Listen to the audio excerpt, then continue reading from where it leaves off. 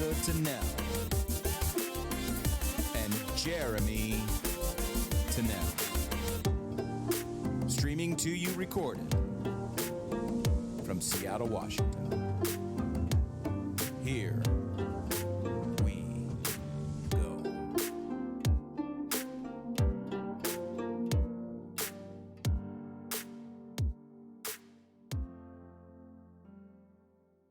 Good morning and welcome to the Plowline podcast. I've got a very special guest today, Eileen Day McKusick. I've been working to do this interview for a very long time, and I'm very excited to have this conversation and have you along for it. I'll read you a quick quote before we jump in. This is from the August 2020 issue. Biofield medicine is an elegant solution to what ails us. By treating the body as a vibrating symphony of waveforms, we change the way we consider not only ourselves, but all life forms. And so, without further ado, I want to introduce Eileen Day McKusick, the author of two books, Tuning the Biofield and The Electric Body, Electric Health. Eileen, thanks for joining us. Hi, Jeremy. Yeah, thanks for having me. So for people who are completely new to your work, can you give us a little bit of background on yourself and biofield tuning? I started using tuning forks back in 1996 in a part-time massage therapy practice. And 30 years later, I'm still using them, still fascinated by them. My work has expanded beyond sound therapy with tuning forks into also sound therapy with our own human voices. So Mm, I'm a sonic explorer, I'm a map maker. I'm the founder of a sound therapy method called Biofield Tuning and also a vocal liberation program called Sing the Body Electric. As you noted, I've written two books. I've got a third one in the pipeline for this fall, and I've created two albums and more of those on the way. Basically, just someone who's very interested in optimizing the human experience. How can we be physically, mentally, emotionally, spiritually free? I'm really driven by this idea of what it means to be free. And I've just found sound to be a very useful, effective, and efficient medium to do that. I was in the restaurant business for 20 years. I owned a very busy restaurant, and I'm extremely efficiency oriented. I'm always looking for the shortest route from point A to point B, and mm. sound has really been that vehicle for me. What's the story behind the tuning forks? Like, what gave you that inspiration in the moment of providing massage therapy? I started on spiritual scientific journey, if you will, when I was 18. And the reason why I set off on that path was I became bulimic when I was 17. And when I Mm, was 18, I tried to stop and I couldn't. And I experienced for the first time the sense of inner division that my conscious mind wanted one thing, but my subconscious mind and my body were acting out something completely different. And I was in the grips of addiction. And my mom sent me to our family doctor, this new doctor that I'd never seen before, because she didn't know what to do. My mom grew up in World War II. They didn't have enough food. And she said, this problem you have is a disease of your time. I don't have any context for it. So, mm. she tried to get me help in the only way she saw. And I sat down with this guy and started talking to him, and we ended up into an argument over whether reality was subjective or objective. He insisted that it was objective, and I said, "There's no way to perceive an objective reality because we view it through a subjective lens. Like, Yeah. it doesn't matter if reality is objective, there's no way we can perceive it objectively." And basically, he threw up his hands and he was like, "I can't help you." Because I'm so stubborn and argumentative. So then I was like on my own to get it sorted. And I started reading all kinds of self-help books. They were really populating there in the late 80s and early 90s. Yeah. And and after 3 years of pretty much nonstop reading, I've always been a very avid reader. I figured out a few things. I figured out that one, I had been programmed by my culture. Like my mother said, it was a disease of my time. And just by Yes. being in that environment, I became subjected to it and informed by it. The other thing that I realized was that it was my hand and my mouth, and if I wasn't in control of myself, who was or what was? That there was nobody coming to save me, that I had to sort it out myself. So I was able to get over the purging part, but remained a sugar addict for decades to follow and really struggled with how to get over that addiction. And for those of you who are researchers, which I imagine clearly you are, Jeremy, and I'm Yeah. sure people watching your podcast know that it's like a trail of crumbs, and one book, one topic leads to the next, leads to the next. And I'd come across the quantum theory and the idea that everything was vibration, which seemed very logical to me. And then that led me to vibrational medicine, use of color, sound, and music and healing. There wasn't an awful lot out there back then, but I read everything I could get my hands on. And then I had just happened to get a catalog in the mail that had a set of tuning forks for healing in it. Huh. I was like, oh, sound healing. Let me check these out. And at the time, I was doing massage therapy part time, and I just started experimenting with my clients and making observations, and was really surprised by them. Like they didn't behave the way I thought they would. They revealed things I didn't expect to be revealed. They were surprising and intriguing, and that's enough to keep me going. Yeah. And honestly, has kept me going for 30 years. And I have the kind of mind that gets bored really easily. If something isn't like, then I'm just on to the next thing. Yep. But that they've never stopped intriguing me, and even now, I'm still learning and discovering, what bouncing sound from a single tone generator off the body and the atmosphere around the body can reveal.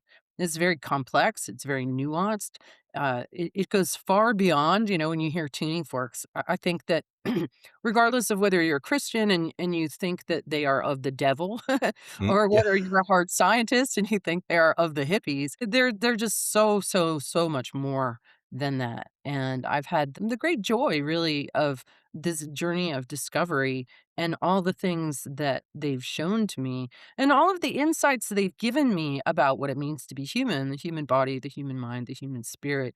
It's really illuminated a whole territory that I never would have seen or understood or been informed by if I hadn't had them land in my lap the way they did. Yeah. Yeah. Well, I mean, I've been playing with your tuning forks for probably 5 or 6 years. At the time, I was working with a massage therapist for an injury that I sustained at work. She was very interested in these ideas. I gave her your book. I actually bought a set of tuning forks and shared them with her. And we experimented with with moving through the biofield with them. You can hear the resonance change. That's what really surprised me. Was it was like a guitar falling out of tune, or if you were to mess with the string after you plucked it. It was a really interesting experience. That was as far as I had gone with biofield tuning. She never got certified, and so it was really just an experiment of what's going on here. Is something, but I hadn't actually done a healing session. Do you think that this work was it accidental, or do you think this was inevitable that you were going to Uh, move into this? Both. It was definitely accidental. Honestly, I had no desire to pursue it as anything other than a hobby. I did it Mm, as a hobby from 96 to 2006, maybe one or two people a week, if that. But then in 2006, I discovered the atmosphere around the body and the information that was there. And for the next 4 years, I mapped the biofield and I discovered that it had a very specific anatomy and physiology, and that it was the same from person to person. And when I started working out in the field, I started getting really dramatic therapeutic outcomes. And I realized that I mm, was onto something. Whenever we're not right and we go to a provider, we want to experience a state change. And yeah, more often than not, we don't, or it's subtle. Certainly in some things it can be dramatic. But my experience of trying to get help and going to providers hadn't cracked the nut of my difficulties. And, it was very elegant, it was very non invasive, it was very efficient, all things that I really appreciate. Didn't Still was resistant to the idea of going out on the world stage talking about tuning forks and auras. yeah. I'm Yeah. I'm a very practical, grounded person, and there's something about that combination that just seems like almost unbearably woo-woo. It was the last Yes. thing that I wanted to put myself in the position of fielding the slings and arrows that would come from that perception. But in 2006, I received what I call my prime directive, which was a very clear download from my guidance system that said you need to go to school, get degrees, learn and teach about sound, advance the understanding of the science of the human energy field, the biofield, teach this to people, basically cover the earth with this approach. Love And it. I was like, absolutely not. Like, I'm sorry, but It's no, just no. Yep. Yeah. And I think a big part of that resistance was that, as much as I'm a curious person and I love to learn and I love to share, I didn't want to have to become like a somebody, right? I was happy to share the message, but it meant that I was going to have to become a messenger. I was going to have to become, a public personality. And I really didn't want that. I like my quiet life, and my clothes covered with animal hair and just like not having to worry about being a public persona. But after some contemplation, I realized that I was actually well suited to the job Mm. because I am so practical and I am so grounded. And that element was really necessary in bringing something that seemed so the opposite of that. So I relented. I went to college. I got degrees. I did all the things. I checked all the boxes. And now I'm back in school again Yep. and working on my PhD in integral health with a focus on biofield science and specifically how sound and music impacts the biofield and the mechanism of that. As a researcher myself, this is a field that it's on the cusp, it's on the edge, and it relies on a transdisciplinary approach, which is very counter to our research into science. They follow very strict paths and compartmentalization in those paths. And so there is a real challenge personally here to remain on the edge, but I think that this research is so important and understanding our bodies beyond the chemistry of them or the physical particles involved in them, but the electrical aspect and the magnetism of our body is really important. Can you describe a little bit about your understanding of the biofield and where where that introduction first came for you and your thoughts on it? Well, I started working on a master's thesis called Exploring the Effects of Audible Sound on the Human Body and Its Biofield. I didn't have that title yet, but that's what it became back in 2010. I was in a master's in education program here in Vermont at that time. And I began by searching things like PubMed and Medline for human energy field and aura, because that's the only words that I had for it. Yeah. And I wasn't finding anything, and I was like, "What am I doing trying to write an academic treatise on an esoteric topic?" I was like, "This is ridiculous, I'm getting nowhere." But then I read the book, The Energy Healing Experiments by gosh, I can't think of his name in this moment, and in that book, I was introduced to the term biofield, and Mm. then when I started searching that, it bore fruit, and there wasn't a ton, but there was enough that I could frame what I was talking about. So, the official definition of the biofield was coined in 1992 by a panel of NIH scientists, including Beverly Rubik, who's done a tremendous amount of work of research in the biofield, really sort of the godmother of a lot of the science of this. And the definition of the biofield is that it is the energy, the field that surrounds and interpenetrates the human body that's comprised of electromagnetic energies, known electromagnetic energies, and then these putative subtle energies, which may or may not exist and aren't defined by science. And there's the rub right there in Mm. the acceptance is these putative energies, which may or may not exist. And that goes solidly into the realm of woo, of pseudoscience, or even Yeah. of spirituality, and we have a clear division between spirit and science in our culture.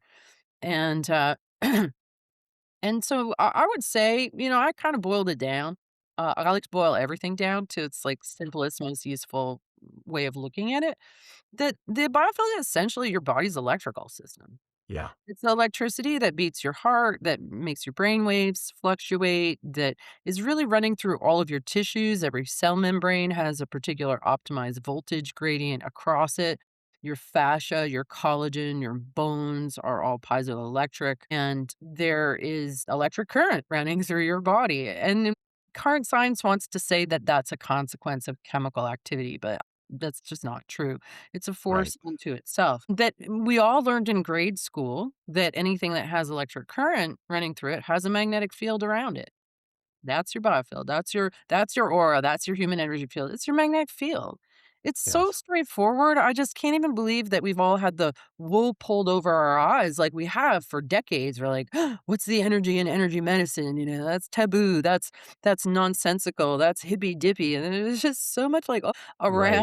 around this. And it's like, guys, this is so freaking basic. Electric It current is. magnetic field. Like, what's the problem here? Um, and magnetic fields guide and inform electric currents. And magnetic fields are, for the most part, primary, inductive. Mm. And so, biofield tuning is a process of adjusting the magnetic field to change the way electricity is flowing through the body and helping to bring it to more order or more coherence. So, it's all actually very straightforward, very in line with science we already understand. Science is definitely getting more hip to electricity in the body. There's been Yes. a lot more coming out about that, but they go pretty quiet about the magnetic fields. And so Yeah. that's where my interest really is. I just wrote a big paper on magnetism for my last class at school. And we don't really understand magnetism, and there's a lot here to unpack. So that's kind of a current area of study, is doing a deeper dive into understanding and explaining magnetism and how that relates to our body, mind, and our health. The biofield isn't in question, Mhm. right? We know it's there. It's measurable. Yeah, It extends about kg, 6.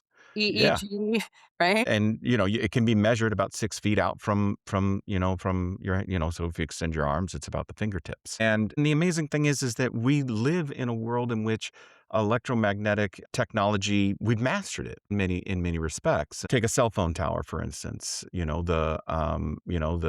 So there is an electromagnetic signal coming off of those towers, which is transmitting massive amounts of data. There's information inside the signal, and it's downloaded to a device or uploaded from a device, and that data is then converted into photos, images, words, sound. So the idea that there's this biofield and it's just a consequence of chemical reaction, it's nothing to really think about, doesn't really make sense. It doesn't really resonate, if you will, right? Not only is there a biofield and we know it, but there must be information in there because it's a signal that's transmitting information. Yeah, absolutely. And we see it all over the place. Information held in standing waves, held in magnetic fields. Listen, it's just been intentionally obfuscated as a marketplace strategy for Rockefeller medicine. It Yes. was known and understood that the body had an electrical system, late 1800s, early 1900s. You could buy devices for your electric health from the Sears and Roebuck catalog. Right. This is very much a marketplace strategy to eliminate the competition and drive people into a chemical mechanical perspective of drugs and surgery as treatment. That's the Yes. bottom line. This idea that like science doesn't know, no, it does. Science knows about all of this. Our educational system, our marketing, our culture at large has been deeply programmed to reject this, to be skeptical of it, and to believe in the chemical model. That's Yeah. why we are in the position we're in. You have a great quote on this again from the September issue, August 2020. Medicine's focus on particles rather than waves does not lead to health, but rather to more disease and more separation from nature, creation, and each other. And that is such a powerful alignment. This idea that health is not just about taking pills and changing your diet, but it is about being in alignment with the natural world that surrounds this human creation we've created. I mean, our human world is nothing but a grain of sand, less than that compared to the natural systems that surround it. So I think Yeah, I think we are way too focused on materialism, power, and money and influence Mhm. in order to really understand what's going on. Yeah, it's just divide and conquer. It's all Yeah. part of the divide and conquer strategy of dividing us from our own biofield by like denying it exists, and it's through there's a quote that I really love. I think it's Goethe that nature has no kernel or shell. She is everything at once. And Mm, it's through that vibrational perspective, that electromagnetic connectivity, that we experience our connection to ourselves, to God, to nature, to each other. And that this has been very intentionally severed. yes. Yeah, because if you can sever it, you can control it, Exactly. right? What made you trust your original observations and keep investigating when you started working with the tuning forks? Curiosity. Mm, I would say that I'm very much driven by my curiosity. And every time I've had the opportunity to go down a path that was interesting versus a path that was safe, I've always gone down the interesting path. yeah. And it's just one question led to another, to another, to another, to another, to another. It just kept going. I'm like, well, this, then that. And, just very much my own curious mind seeking understanding and seeking insight. And then also, it's a very normal human sentiment to want to help others. Yeah. And then to feel good when you subsequently do help others, right? It's a motivating force. And I just kept seeing over and over and over again how my explorations were reducing suffering in the people who came to me. So I would say it was a combination of those two things. And then that turned into sort of a public demand. More people kept showing up. I didn't really go out looking for people. They found me when I created my first book. Never did any kind of advertising or marketing for any of the stuff that I was putting out there. But there was definitely a hunger to understand what I was kind of out there figuring out. And I am good at taking topics and making them really simple and easy to Mm, understand. And I think a lot of people are kind of stuck in the complexity of academia or maybe the oversimplification that's based on faith and isn't necessarily informed by science. And I'm very fortunate to have both sides of my brain, pretty on in what I'm doing. And there's also a love of words. And mm, as a writer, I definitely thrive on how can I elucidate this not only in a way that's understandable, but that's also practical and immediately usable? So there's a practicality in it, and that gives me pleasure and joy to figure out that process. yeah. Yeah. I feel that. Would you describe trauma as something that's partially a problem of unresolved resonance? I would describe trauma, yeah, it is an unresolved resonance, but it's also a contraction. All of life Mm, is a pulse, right? Everything in life is contraction, expansion. You think about just, we were speaking earlier about man being the measure of all things and how everything is in us as it can relate to the world around us. To your heartbeat, your breathing, the way fluids move through your body, the way that we grow, we expand and we contract.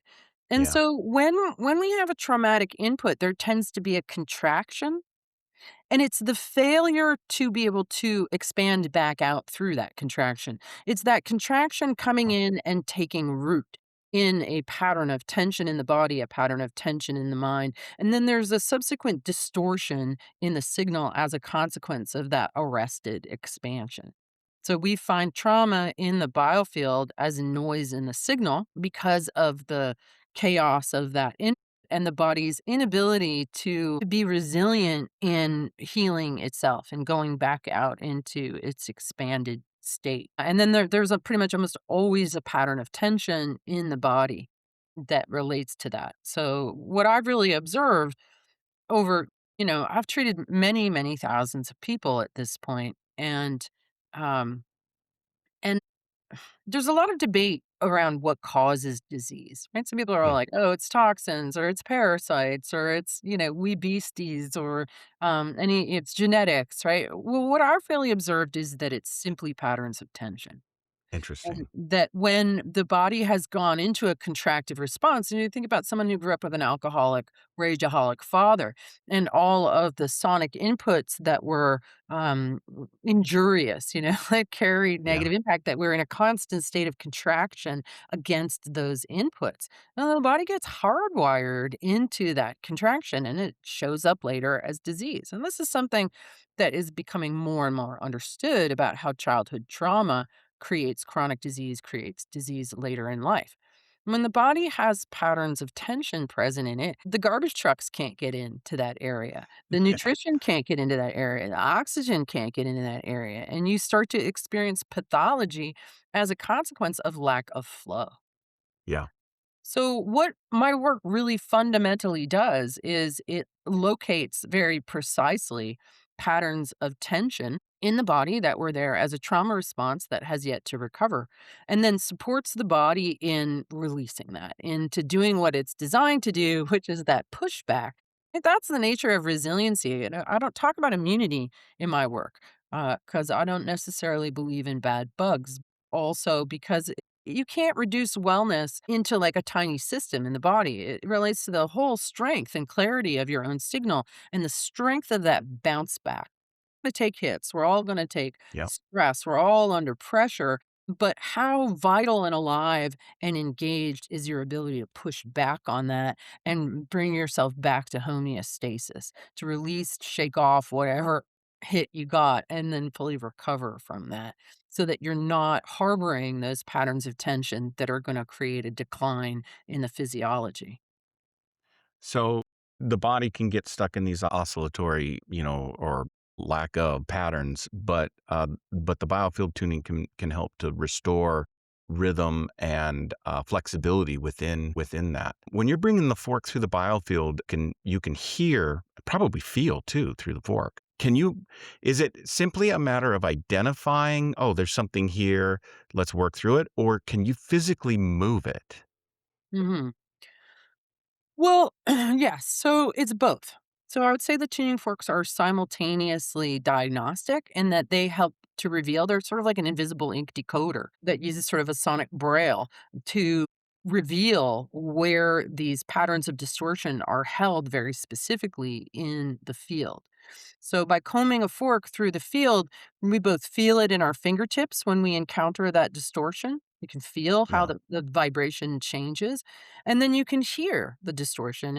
Many, many, many hours of being exposed to this, I've really decoded that there's a language of vibration that the overtones and undertones of the tuning forks reveal that shows the emotional information that's present. So I'm able to identify any emotion in that sound or any pathology because every pathology has a particular noise to it. Because Oh, the that's interesting. yeah, because things aren't moving properly, right? If you all of a sudden your car starts making a waka waka waka sound, you don't know what it is, but your mechanic gets in it. He knows what that sound Yeah, is. he can isolate Your it. CV boot is listening. Like, oh, thank God Right. you know, right? And because he's experienced that noise that arises from things not moving properly. He has experience with that, right? Yeah. So it's the same thing in your body that if something isn't moving properly, it gives off waves that are distorted and they are very replicable, just like Mhm. everybody's left CV boot sounds the same way when it goes south. Your liver sounds a particular way when you have fatty liver, or your joints sound a particular way when you have arthritis, right? So I've Yes. really decoded this language, and I'm sorry, I'm just hearing a lot of static. I just turned off my mic, but that didn't do it. As a sound therapist, I'm super aware when there's a noise in the signal. So that's really what it is. It's noise in the signal that is identifiable to me as a provider, but also to your organizing intelligence because you are designed to be in harmony. You are designed to be in order. And just like if you haven't seen a mirror in a while and you get to one and your hair is a mess and you have a seed in your teeth, your first instinct when seeing a reflection of yourself is to put yourself back in order. So that's what happens in the biofield. I get into an area of distortion. I reflect that back to the body. The body goes, wow, I'm really out of order over there. So the tuning fork then becomes like a metronome. It's providing a steady rhythm. It's got this steady tone. And the body uses that signal reflection to bring itself back into order. It's beautiful. It's so elegant. It's like we're It self creates a feedback loop. a feedback loop. And Yeah. our voice is the same way. Like when people go to sing and they don't like their voice, that's because their voice is the same signal feedback loop that is showing them where they have tension. So we can use our own voice for the same purpose of locating where we have tension and helping it to release. It works on the exact same principle.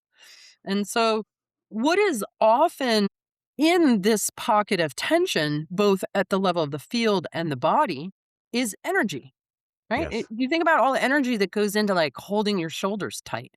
Well, that's energy that's not circulating. It's stuck in this pocket of sort of chaotic tension. That's usually some kind of response to some input that is stressful.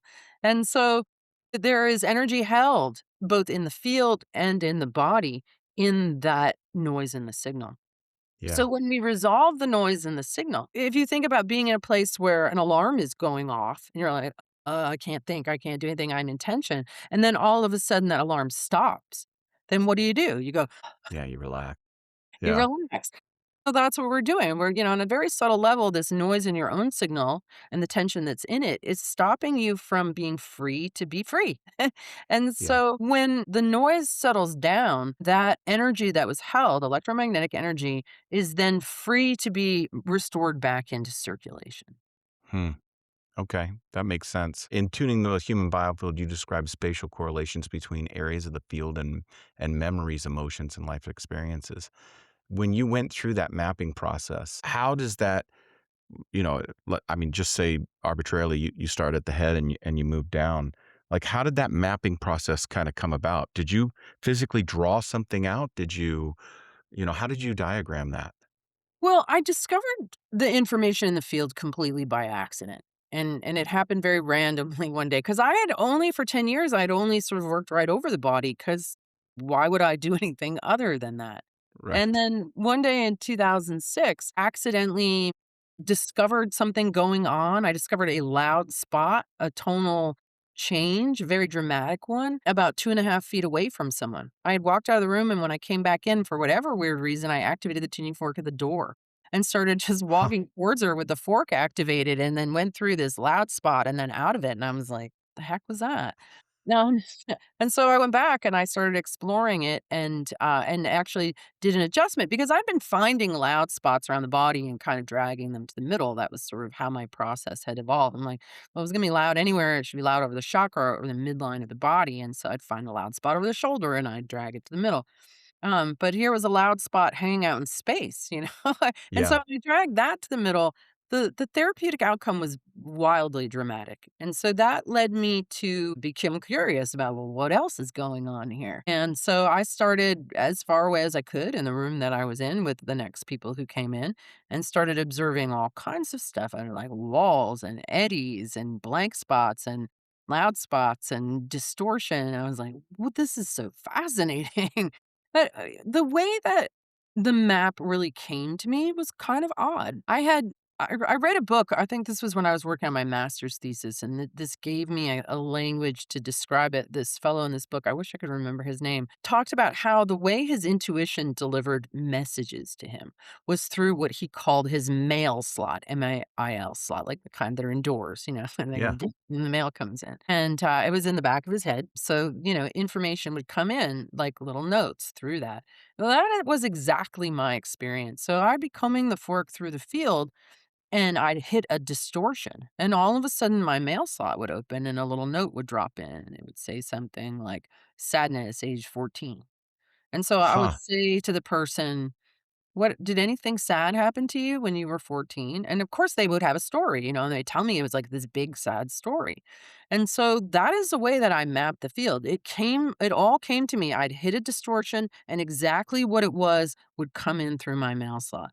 and it would always correlate. And so through that experience, I started to recognize, oh, that's a sad sound, that's an angry sound, that's a frustrated sound, that's block moving forward, that's worrying about the future, that's saying yes when you mean no. Like all of these different states of mind that we inhabit as humans started to populate. And then the age piece, what I started to discover was that information memories that were generated recently were close to the body. Sure. Information from actually, I have a Taurus right here with me.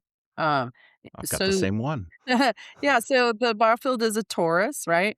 Yeah. So the body is in the middle. So in this model, the biofield is your mind, it's your sense of Yep. I, and the body is actually inside the mind rather than the other way around. And so the magnetic field is where the memories are stored in standing waves. So it's like our own personal cloud storage system in the atmosphere around our body, or our own personal Akashic record. That the outer boundary, which I came to identify as a double layer plasma membrane, held the memories related to gestation. Just inside that was birth.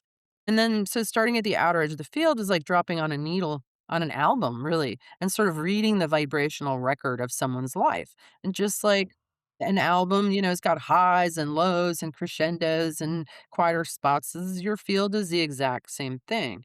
And so this whole pattern began to emerge. So if I'm working on somebody who's 40, I'm going to find information that was generated when they were 20 about halfway through their field, right? So it's about 6 feet. It Yeah. extends front, back, and sides, and then so on, right? So this the biofield becomes your memory bank, and this ability. And I just learned how to read the biofield like a book.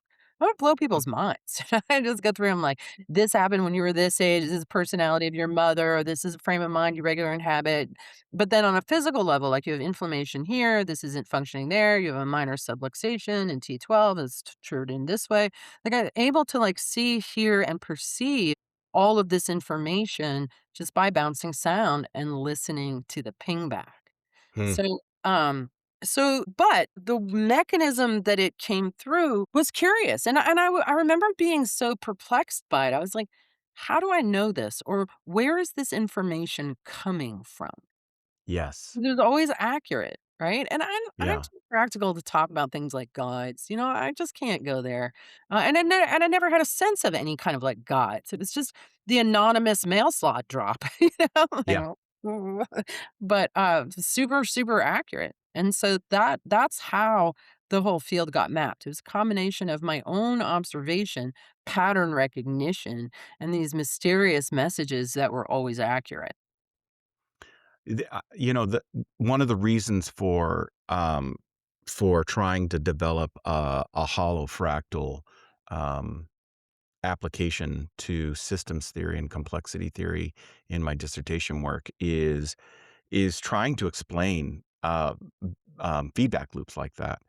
And the best, the best thing that I can kind of come up with is, we're our experience in this universe is nested boundary levels, right? And we often think of these boundaries as being, we think of boundaries in general as being impermeable, but in reality, there are bridges across these boundaries. Well, they're just overlaid, is what they are, Right. and they're holographic, which means that they're projecting each other, and they're fractal, which means that they're propagating patterns.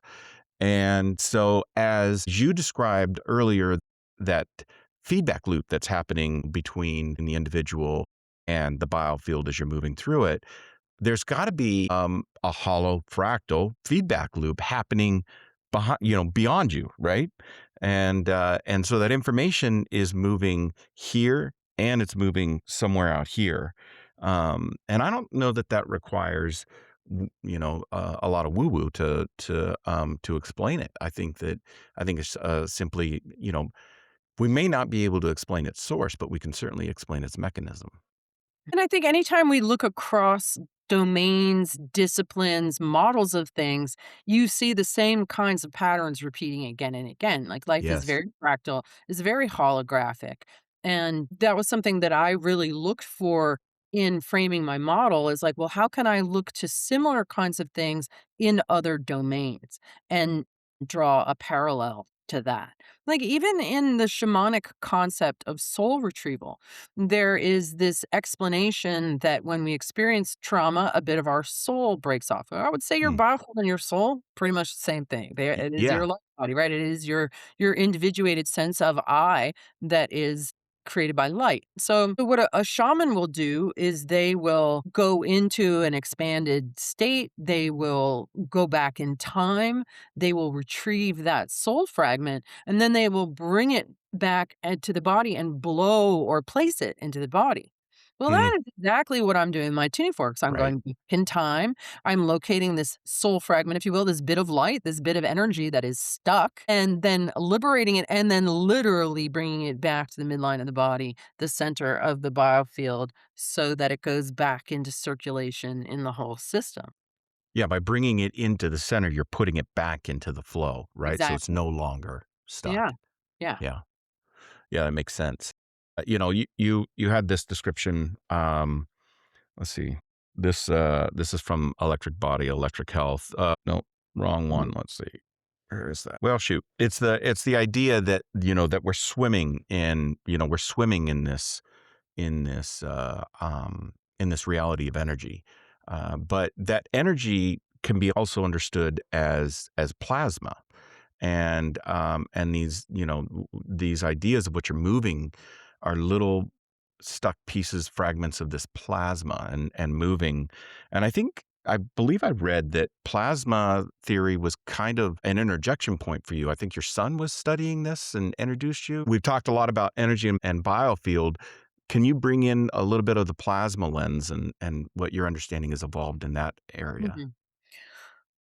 For many years, especially when I started doing the field combing, I had some big questions. I was like, when you're combing through the field, as your massage therapist discovered, as anyone who picks up a tuning fork and kind of quietly, slowly, and mindfully does this practice, as you move the fork along through the field, you encounter an experience of bumping up against something and feeling like it has mass and like Yeah. it's stopping you. And I remember being like, "What the heck is this?" Because it sure feels Mass. like stuff to me that has mass, and yet it's invisible. Mm. And what law of physics is dictating the fact that I can move this mysterious stuff with my tuning fork? Like, I just didn't get it at all. Yeah. And so it wasn't until a few things kind of came together all at once. And one was that my son came to the dinner table in December of 2009 and he said, "Did you know that there is a fourth state of matter called plasma?" Because I'd given Mm. him some science books for his 12th birthday. And a fourth state of matter called plasma. I was like, "No, solid, liquid, gas." Like, how did I miss an entire state of matter, right? Right. And so then I went and I started searching it and couldn't believe it. I just couldn't believe it. Like 99.99% of the universe they claim is plasma and none of us know what it is. Like, how has this How'd we eluded me? miss that? How have that we escaped this understanding? And I explored the electric universe theory guys. Walt Thornhill, who was one of the architects of electric universe theory, became a friend and a mentor. And I sort of simultaneously discovered that the body has an electrical system. Well, nobody taught us about that either, right? Right. So here are these very important parts of this realm that we weren't taught about. And Yeah. we've been so programmed to think like our education is the end all be all and we learn everything that there is and everything that's important. And so, how could there be such a gross omission of this sort of thing? That having the word plasma and then discovering bioplasma, the Russian research that was done on bioplasma, Yes. essentially, what plasma is it is the movement of electric current, whether that's in a diffuse plasma in like our atmosphere, like I walk out to the waterfall there, we talk about the ionized environment of the ocean or a waterfall in the woods. But what is that? It's a plasma. It's electric Yes. charge, electric current. It's a movement of electricity. Lightning is a plasma. So it can become very concentrated like a spark or a lightning bolt or it can just simply be diffuse in the air in different quantities. So we go to ionized environments to recharge. So this is common lexicon, and yet nobody quite gets what's going on Yep. because we haven't been told about plasma. We haven't been told about our electrical system and how our electrical system is fed on plasma, on charge, on light. Even when you breathe in, your Mm, blood becomes bright red because it's carrying charge. And it right. becomes dark red when it's depleted. That charge is what is getting dropped off for your cells to make use of light. That's why people can be breatharians because everything we need is in the air. Yes. And it because the air is, what's the word I just came across when you get silver, gosh, why can't I think of it? A colloidal silver, right? Where silver Yes. is suspended in it. The air is colloidal. It essentially has everything, including this charge that we really run on. Even digestion is this electrical fermentation and this process of stripping the light, the sunlight, the charge out of the food and sending that to your body. So we really run on Yes. Yeah. Yeah. And breath, emotion, attention, sound, they're all interacting within this field. Mhm. Yep. In your recent article, you describe sound as potentially fundamental to organization itself. This is the Harmonic Science Alliance article. What led you towards that conclusion, and can you kind of elaborate a little bit on that article? Mhm. Back in 2006 or 2007, I was introduced to cymatics and the work of Hans Jenny and his sort of seminal cymatic videos that you can go look those up on YouTube.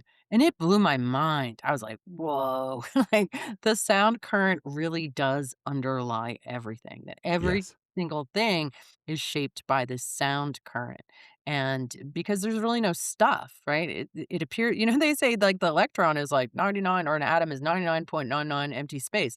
No, it's 100% empty space. It is all waves. There are no particles. Particles are an artifact of human perception in the way that we slow down wave movements of things appear solid, but they aren't really. We're really living in a mind field of Yes. energy and information and no stuff. And that everything is shaped by the sound current, including our own bodies. And so I would say that there's a lot more to sound than we're told.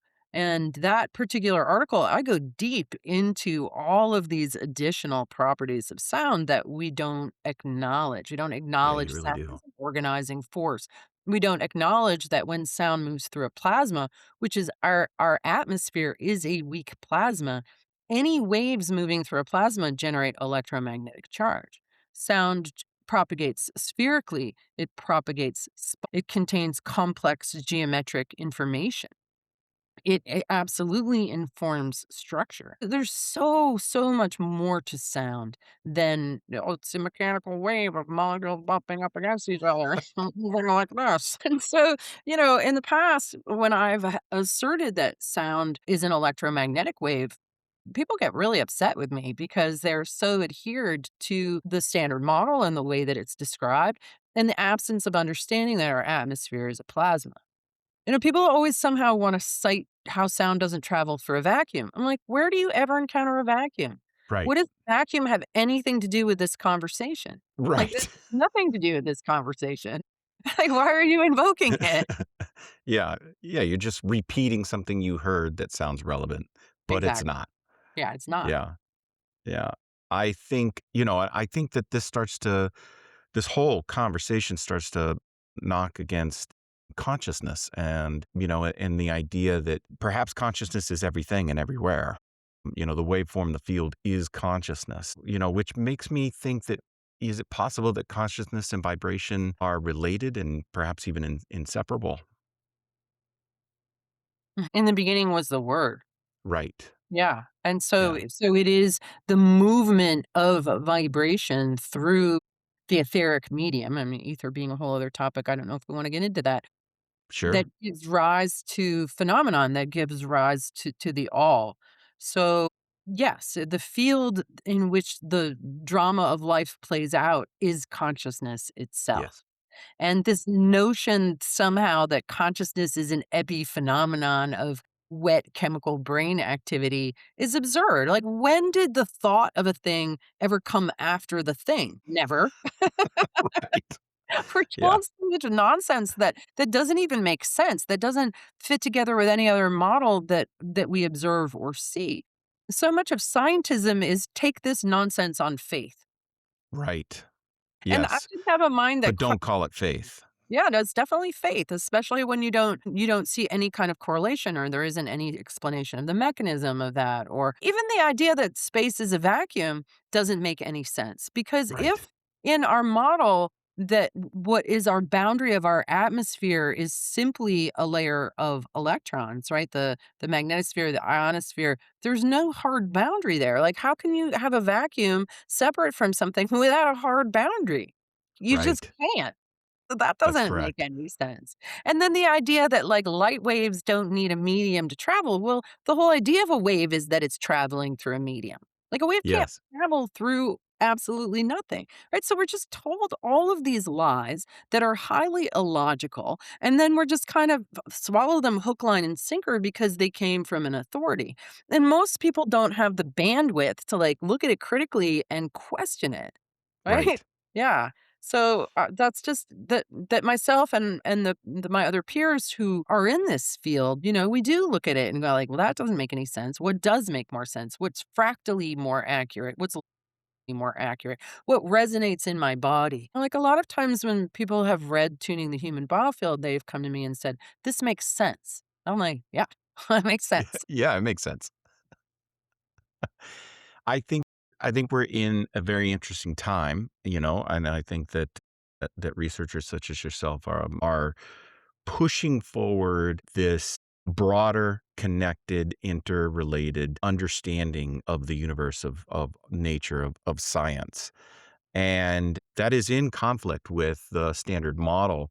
But do you see science moving towards do you think it's an inevitability that science circles end up moving in this direction, or is the standard model just going to keep fighting until it can't fight anymore?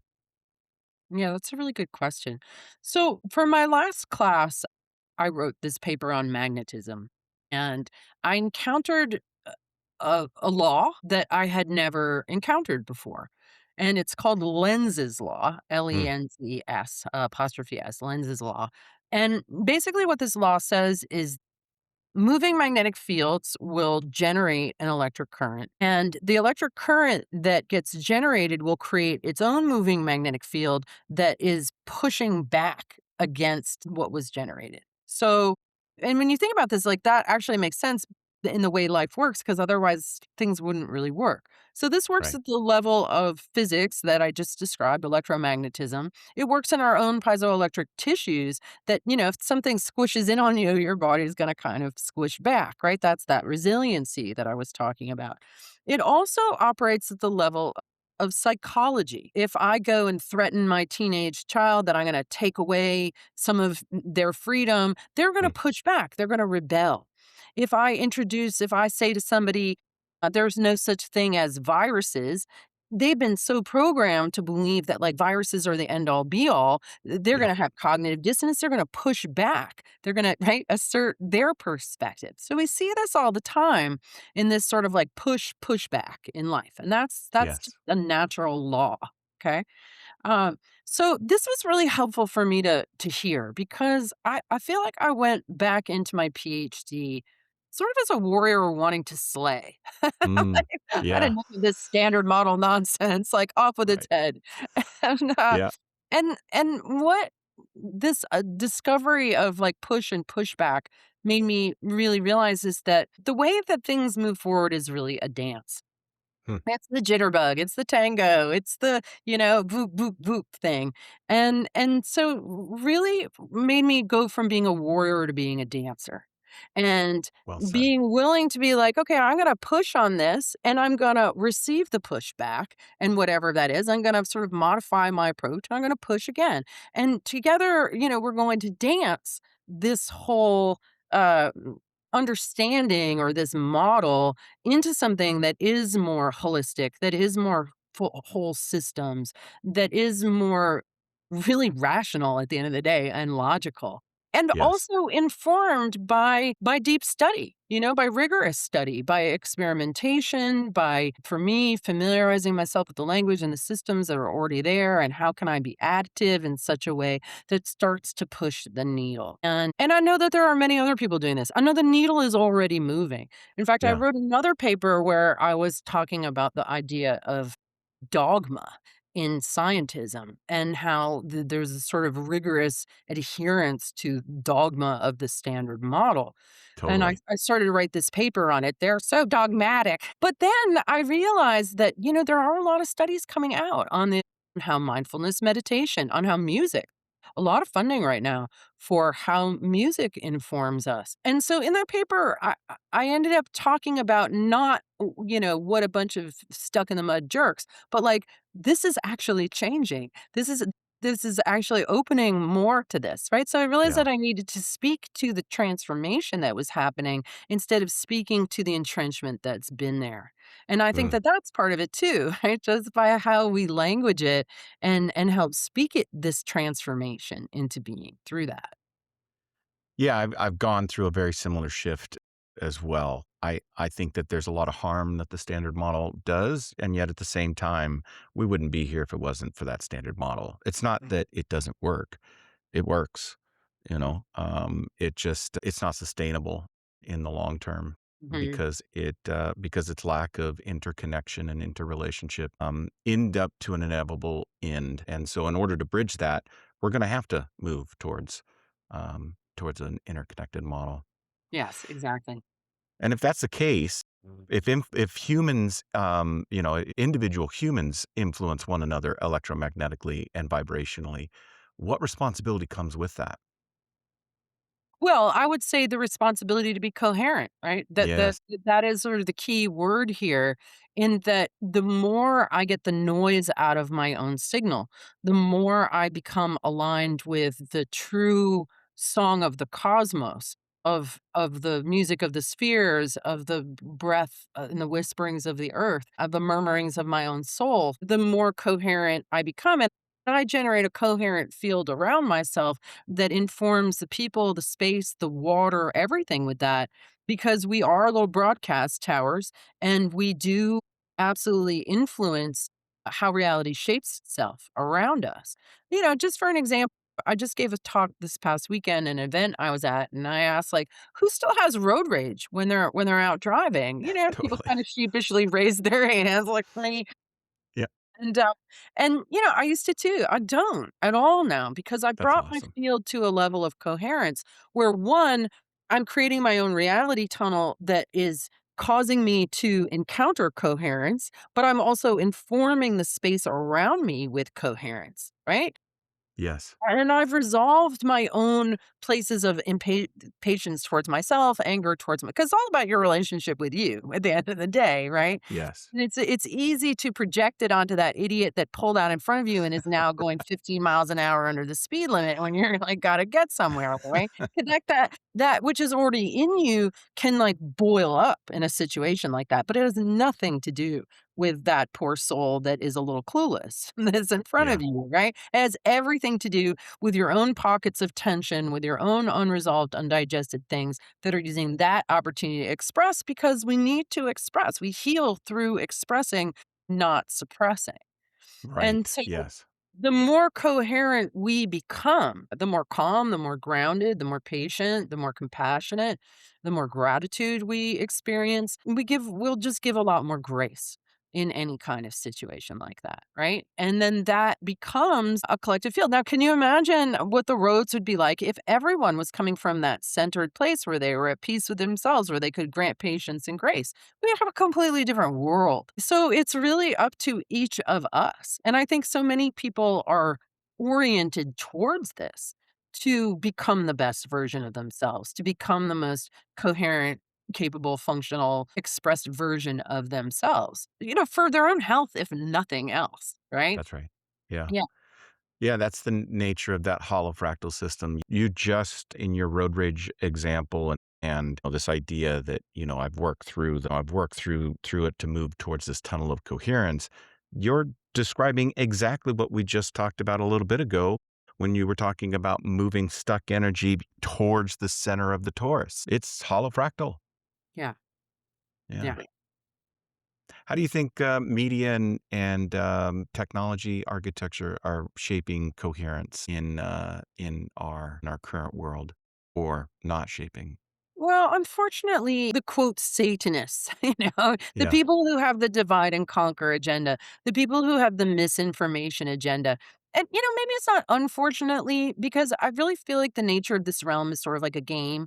It's sort of Yeah. like hide the truth, hide the light, give them something to do, go find the truth, go find the light, make everything a mess so that then we have something to do to like bring it back to order.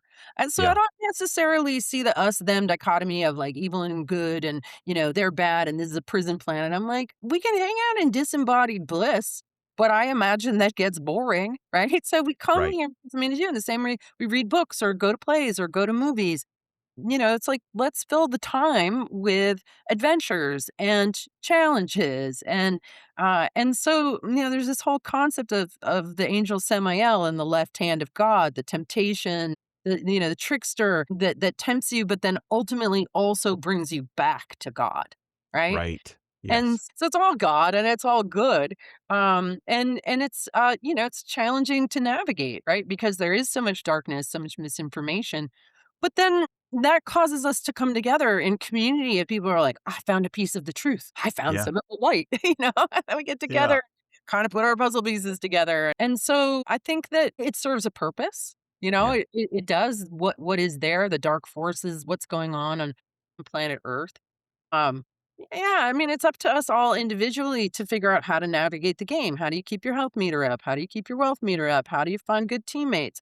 How do you manage to extract joy even in, a world that's obviously in decline?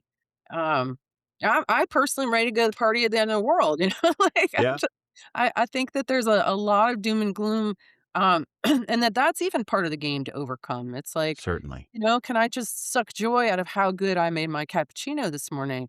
Can I really linger in the hugs of the people that I really love? Can I crack myself up? Can I help others to laugh? Can I on this last album I created with the Brothers Corin, it's a real we did a concert of our album at this event called Confluence, and it Yes. was such a joy to see hundreds of people going through the experience of these songs, and people cried, and they laughed, and they danced, and they sung at the top of their lungs, and then afterwards, they were like, "That was amazing, I feel amazing," right? So how can we facilitate more experiences like that? That Yes. even though, yeah, life is hard and weird and sad and whatever, but we can still have a good time, and Yeah. support our health at the same time. So, so that's what I'm interested in is even with the darkness and the doomness, like let's still enjoy the fact that being human is so cool and so weird and so wonderful. I love it. I think finding balance in all of it is so important, and our responsibility is coherence. Ultimately, that's what Yeah, it comes down to, yeah, and that's absolutely. an individual responsibility. We create collective change through our own personal transformation. Absolutely. That experience at Confluence is a gathering of people who prioritize coherence. And so we have 1,100 people at this ranch in Bandera, Texas, and people coming with highly coherent fields because they have been stewarding that inner directive. And what happens when you put 1,100 highly coherent people together is very high voltage, very clear, very safe, very fun human experience. And really shows to me like what is the direct outcome of people not only pursuing that individually, but coming together in communities where that is prioritized. And it was amazing. Everybody was like, oh my God, this is, so soul satisfying to have an experience with my fellow humans like that. That's awesome. Yeah, I remember seeing a post that you had made about it, and I showed it to my wife, and it's something that we want to look into going and attending next year. Yeah. It looks Highly amazing. recommended. Yeah, definitely. So you've got a lot of awesome projects going on. How can folks find you? How would you like them to find your music and your work? Yeah. Well, my website, eileenmckusick.com, is a sort of a portal into all the things that I do. Sing the Body Electric, we do weekend workshops, both live and virtual. We've got this album that is people are telling me it's their favorite album. People are listening to it every day. Very healing music that's also fun and solid musically. I think people tend to think of healing music. It's like, oh, da, da, da.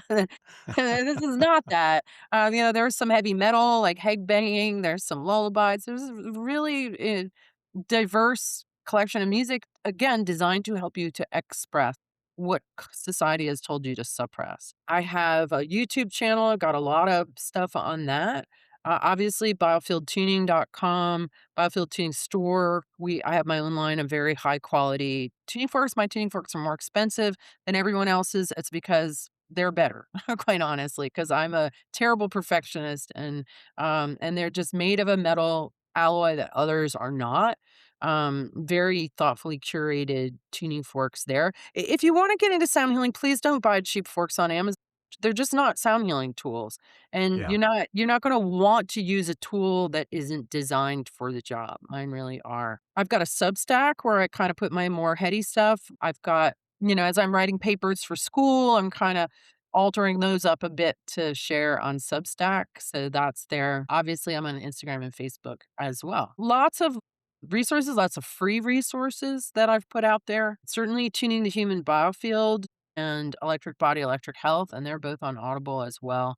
So it's a big, deep, wide, long, far ranging rabbit hole with that's lots awesome. and lots to discover. Yeah.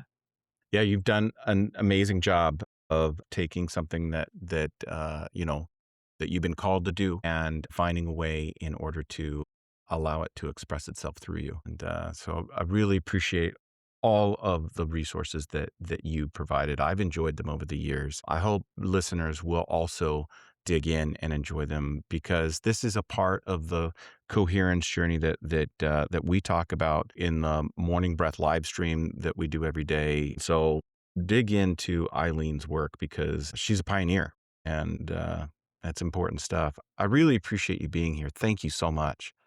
Yeah, you bet, Jeremy. Great conversation, wonderful questions, and thanks everyone who stayed with us on this lovely journey. So if you are interested in digging in deeper with Plowline and the Morning Breath live stream, you can join the Morning Breath live stream Monday through Friday at 5:30 a.m. Pacific time, and we spend about 15 minutes just getting into coherence and doing a little bit of breath work. You can find Plowline on all the social platforms. And if you are interested in digging in deeper into this work and partnering with us, you can go to patreon.com/Plowline Productions. Thanks for joining us today, everyone, and we look forward to seeing you soon.